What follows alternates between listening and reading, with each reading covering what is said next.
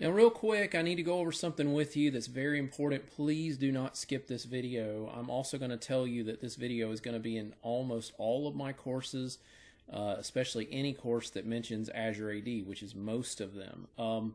If you have not heard, the name Azure AD, which is Azure Active Directory, is in the process of being renamed in the Microsoft 365 services and the Azure services. Now, I literally have hundreds and hundreds of hours in my courses. I have lots and lots and lots of courses, hundreds and hundreds of hours.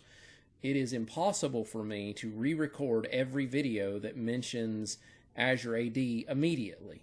The other thing I would like to warn you about is that if you are taking a course that involves an exam, most of my courses do involve an exam, some of them do not, but if you are taking a course that involves an exam, it can take up to a year before these name changes take effect.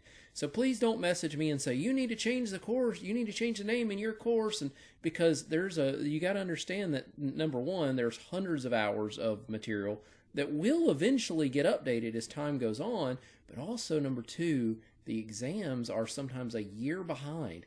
I have found this to be true even when Microsoft publishes a document that says their exam has been updated with latest names. Their pools of questions, there's so many questions in their pools, the names don't always get changed immediately.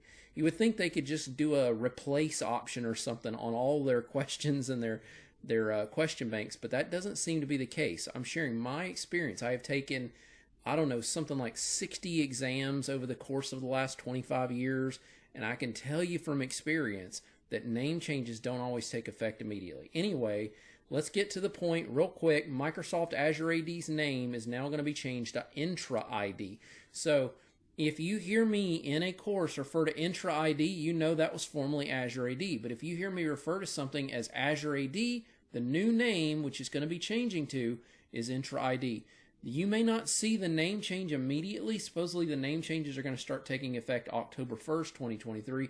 But then I've also read articles that say a lot of the stuff isn't going to officially get changed until November, and then some of it will even go into 2024. So be advised. And the exam can even be, again, a year behind the name change.